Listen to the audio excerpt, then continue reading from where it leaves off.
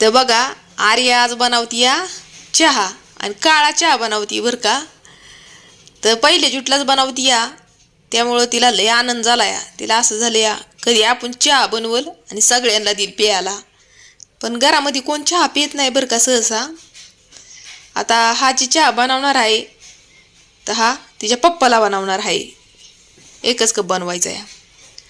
तर हे बघा इकडं शौर्यनी लावली देवाची बत्ती आणि इकडून तिकडून नाचवतोय तो, पण कशी काय बनवती चहा ती बघतो या.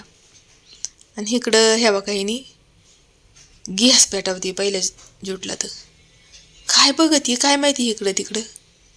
हा पाण्याचा तांब्या बघती या. आता पाणी ठेवती उकळायला वाटतं. म्हणजे मी सांगते तिला, मी साईडलाच उभी आहे बरं का. अगो बाय कुणा का गेली पळत बाहेर हाय का. आता म्हणली चहा बनवते चहा बनवते. अगो बाय खुर्ची आणाय गेली होती ही काय इकडे खुर्ची घेऊन आली या. आम्हाला म्हणती एवढं पाणी ठेवू का म्हणून. मी म्हणलं एकच कप बनवायचा आहे तर अर्धा ग्लास पाणी ठेवू. हे बघा आता हिचा चाललाय चहा. तर तोपर्यंत आपण थोडंसं कमेंटचं रिप्लाय देऊ. म्हणजे आपण नाही मी. तर बघा एक दोन कमेंट असे आलेले आहेत की रुपाली ताई तुमचं गाव कुठलं आहे. तर बघा माझं गाव आहे ना बोर आहे का तुम्हाला माहिती. तर बोर साईडला आहे. बोर मला तालुका आहे आणि जिल्हा पुणे आहे. बोरला जाताना एक नसरापूर म्हणून बाजारचं गाव आहे. तर तिथून एक 7-8 किलोमीटरवरती माझं गाव आहे. म्हणजे गाव म्हणजे माझं माहेर आहे. आणि सासर माझं पंढरपूर साईडला आहे. एक पंढरपूरच्या जवळपास एक माणकी म्हणून गाव आहे, तिथं माझं सासर आहे.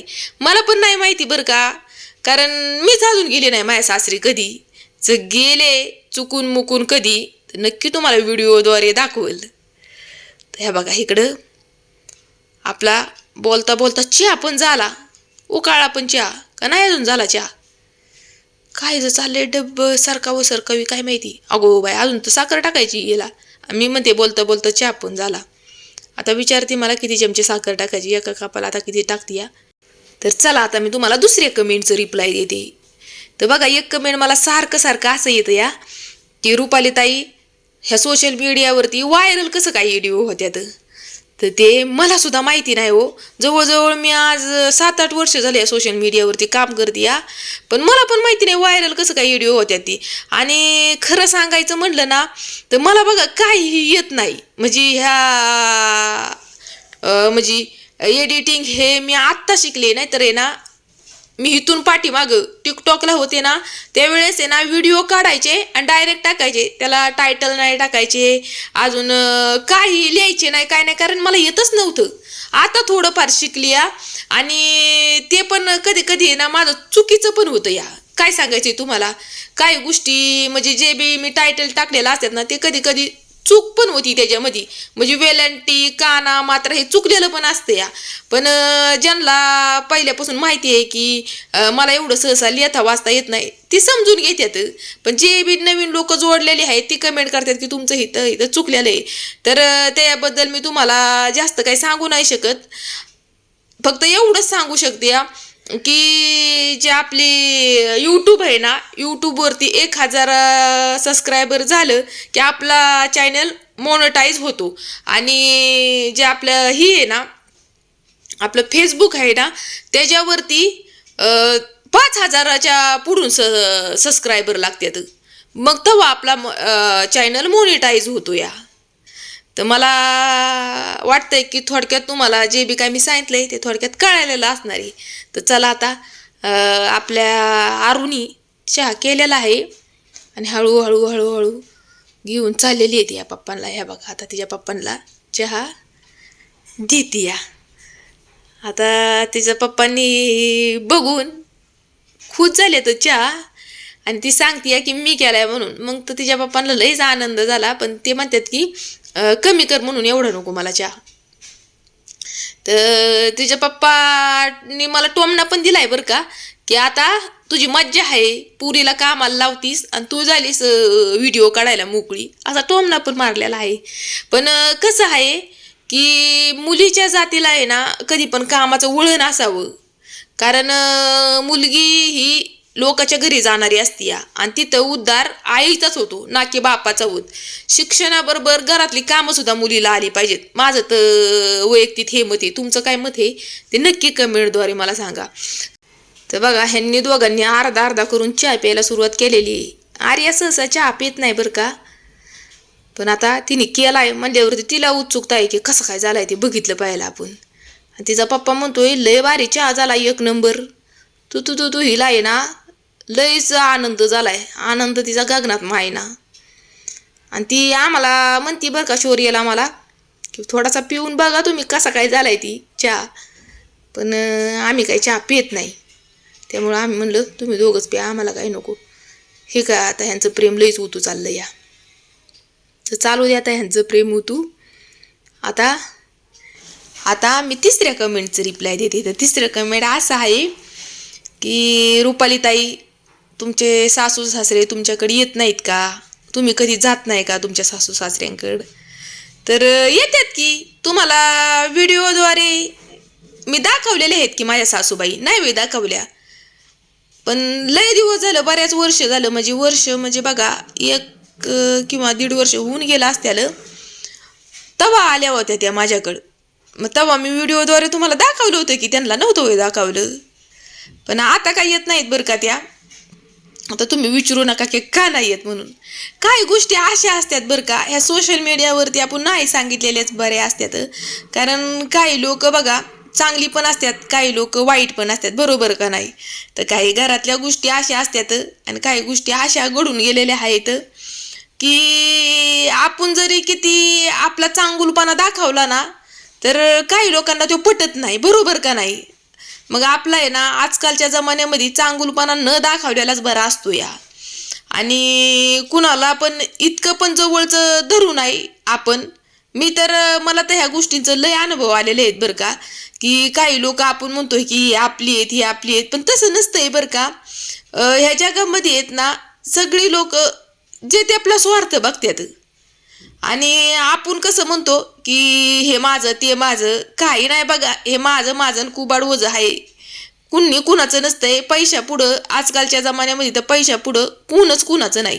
आणि हा मला इतका मोठा आणि भयंकर अनुभव आलेला आहे ना, लय मोठा अनुभव आलेला आहे बघा.